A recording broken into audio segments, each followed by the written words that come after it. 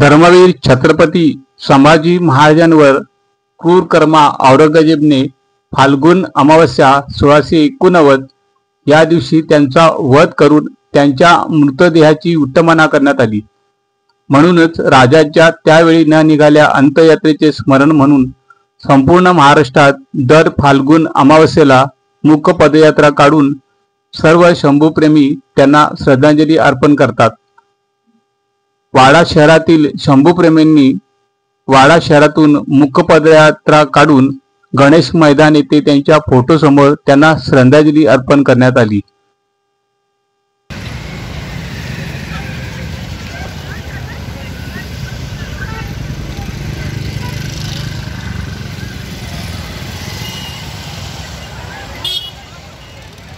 म्हणून तो सर्व सोडून इथे आलेला आहे। शंभू राजांनी 8 वर्ष त्यांच्याबरोबर संघर्ष केला। तोच औरंगजेब शंभू राजे गेल्यानंतर 20 वर्षांनी गेलेला आहे 1707 ला। दुर्दैवाने आमच्या पाठ्यपुस्तकाच्या इतिहासामध्ये 1707 नंतर डायरेक्ट प्लासीची लढाई शिकवली जाते 1757 ची। मधली 150 वर्ष आम्हाला सांगितलीच जात नाही। छत्रपती संभाजीराजे गेल्यानंतर सगळं संपलं का? नाही संपलं। आमचे मानाजी पायगुडे सरदार होते, आमचे मल्हारराव होळकर होते, आमचे दत्ताजी शिंदे असतील, बाजीराव पेशवा जागृत झालेलो आहोत का नाही आपण तो इथे शोधू शकतो ना।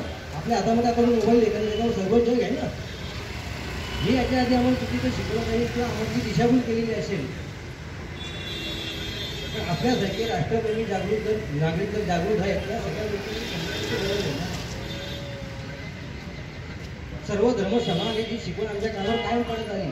पण जर सर्व धर्म समानच होते तर मग औरंगजेब का मागे लागले संभाजीराजांच्या का बाबा तू मुसलमान हो? सगळे धर्म सारखे आहेत ना, सगळ्यांची शिकवण एकच आहे ना।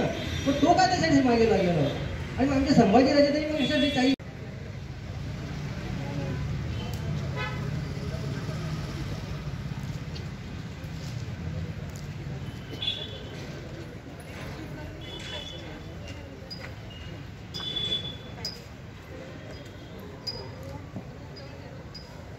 मंदिराच्या पायरीवर पाणी। Hello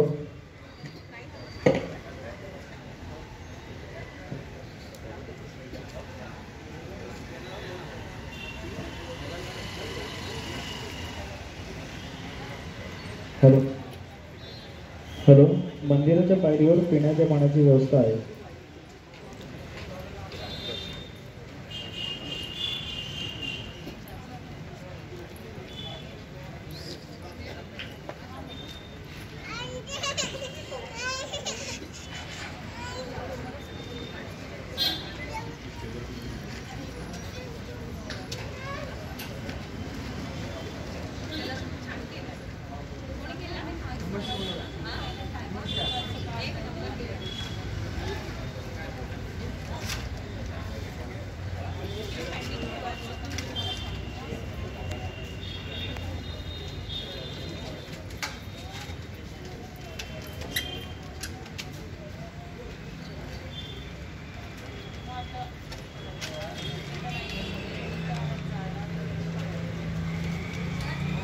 Subscribe for more content.